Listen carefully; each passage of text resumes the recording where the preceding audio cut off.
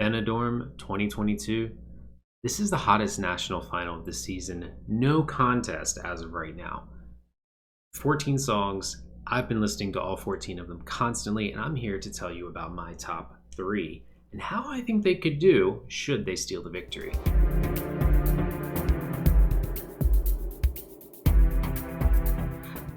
So I'm going to start with my number 3 favorite song, and that is going to be Raiden.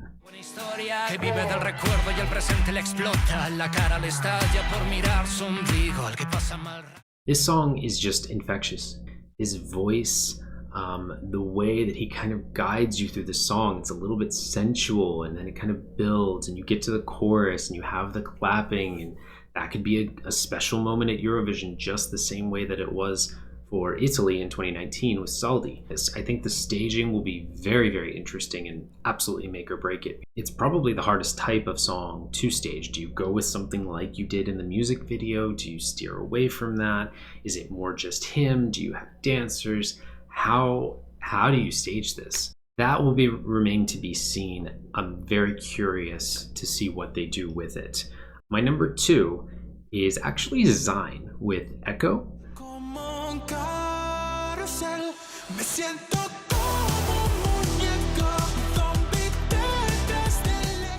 I know we want to make comparisons to a very popular song by The Weeknd that he has in fact covered. You can go check that out on his YouTube page. So completely opposite side of Raiden. I feel like Zayn's song is probably going to be one of the easiest in the competitions to stage. Just make it bright, make it energetic, make it fun. And if his vocals are good and he delivers live, this is going straight through to the final. And I think it's absolutely going to be a top 5 finish. I think the audience is going to love this. So any televote, I think it should be top 3. But I do worry, just because there's a couple other songs kind of with a little bit more buzz around them than this one, including Raiden, I would say. I don't know if it's going to get the win. It might just be a little bit too much like Blinding Lights by The Weeknd. Into the bridge just before the final chorus, it kind of feels a little bit forced.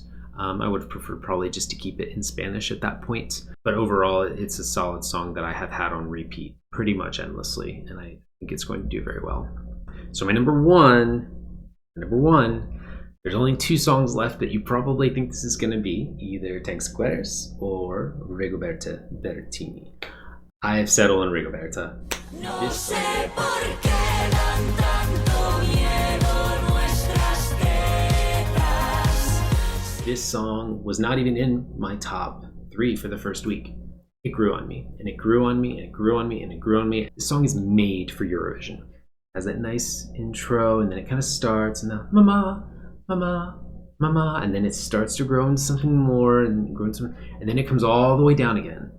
Just before that final build-up, that final that huge moment. And that's what Eurovision is made of.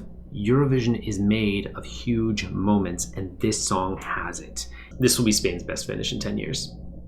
Now, that's a low bar, for sure, but it doesn't matter what they pick. You could even go as far as Very Brava with Rafaela. That would do better than anything Spain sent in the last 10 years. I do want to talk about Tank Squares, though.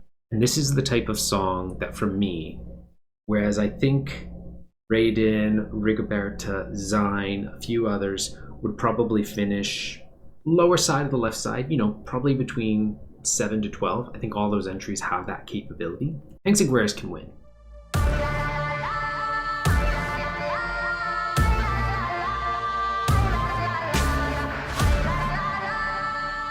Tank Squares can win Eurovision because nothing at Eurovision will sound anything like that. Their vocals are insane. They will sound unbelievable, but it's a little repetitive. Ay la la la la. You have the third time that happens, I think, before the final part, and then the final chorus of the ay la la la las. That middle part right there, just before the end, it's pretty much the same phrase repeated over and over and over again, which is fine. But when you've got the ay la la la las, the same phrase, that whole last half of the song really doesn't have too much vocal content. So as epic as the music is, I worry about that just a little bit. Could be a turnoff. So that's why I kind of think this entry, I think Tara could be 1. I think it can win, but I also think it could be 26. Don't tell me it can't be 26. Because in 2018, Claudia was 26, and I don't think she should have been 26. So anyone can be 26. Either way, whatever Spain sends this year is going to be absolutely fabulous, and I cannot wait. So we'll be on the lookout for those finals. Can't wait to share the results and go through them with all of you, and we will see you next time. Take care.